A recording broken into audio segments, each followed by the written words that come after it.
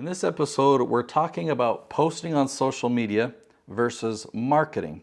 What's the difference? Are they the same or are they different? How can you take the most advantage of social media? Is posting content really going to help you grow your business? We're going to talk about if there's a right way and a wrong way, and I'm going to show you a way to post content that's definitely marketing. Let's dive right in.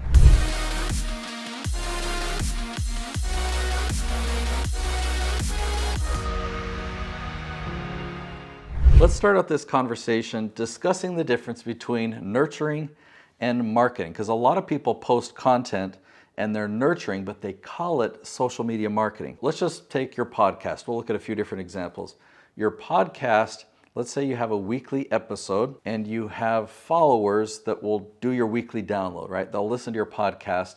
They expect new content from you every week.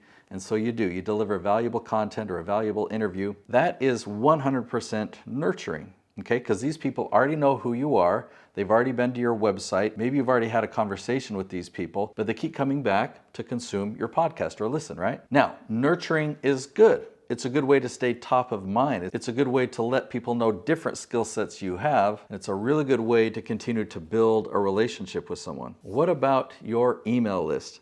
Is emailing them nurturing?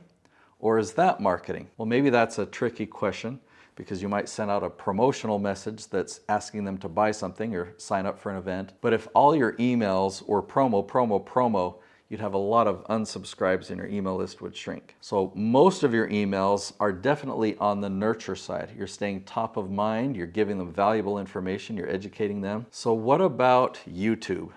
Is YouTube nurture or is it marketing?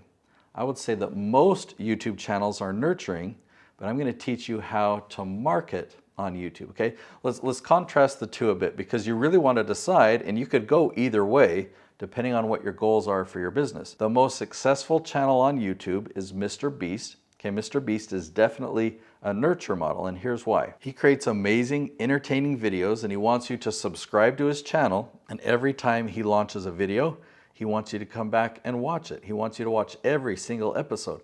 I'm a subscriber and I watch every single episode. So why does he want that? Well, that's how he gets paid. He gets paid because of ad revenue. So the more views on his videos, the more ad revenue he gets paid. The more views also means more sponsorship revenue. Okay, so he's really building a tribe and he's nurturing that tribe right there on YouTube. Now, is that what you want? Do you want to nurture? Or do you really want to market? If you really want to market, then you're not caring about the subscribers on YouTube. If you really want to market, then don't focus on the subscribers, but focus on people who've never heard of you before. What type of content can you create that if you put it out there, it'll draw in new people who've never heard of you before and get them to join your email list and to enter your sales funnel. So oftentimes when I'm having conversations with my clients, they'll prepare a few topics and they'll think, this one is very similar to that one and that one. There's about 30% overlap between these three videos. And they think, aren't my viewers going to be annoyed that there's so much repetition here? Well, this video is targeting audience A. Video B is targeting audience B. Video C is targeting audience C. Now stay with me. I'll let you know how to create those videos.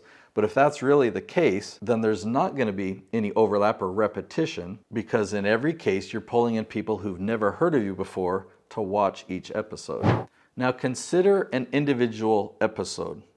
How are people going to find this video? Are you hoping that the video goes viral? That means that initial few people will watch it and they'll like it so much that they'll share it with their friends. And then those people like it so much that they'll share it with their friends, right? Or are you hoping that YouTube will just promote your video? YouTube will only promote videos and suggest it to people if the people who watch it first really like it. So when a video does go viral, you don't get to control who that audience is. It's not your target audience, it's just anyone who really likes this content. So if you've heard the suggestion of just putting a cute puppy or a cute kitten in your video, and that'll really help it get a lot more views, is that really going to attract your target audience or just the people who like puppies and kittens? Here's the secret. Here's how you can pull in people who've never heard of you before, okay?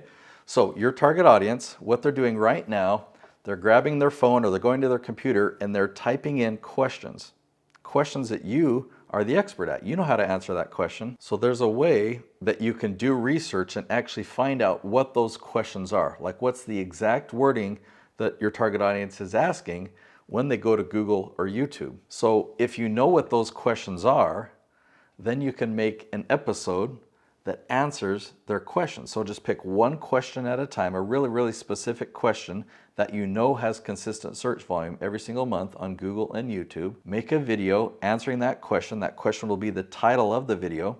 So now when they go and they do that search, they find your video and they're like, oh, that's exactly what I was searching for. So of course they watch it all the way to the end, and the YouTube algorithm sees that and thinks, oh, now we know who the target audience is for this video, and YouTube will get to work for you finding more and more people just like that. I produce over 50 different YouTube channels that leverage this strategy for lead generation for businesses, and I'd love for you to implement this strategy too. I've created another episode. It's called YouTube SEO, the Leaf Strategy, and if you want to master it and really understand how you can do that, you can pull in people who've never heard of you before, go watch that video next.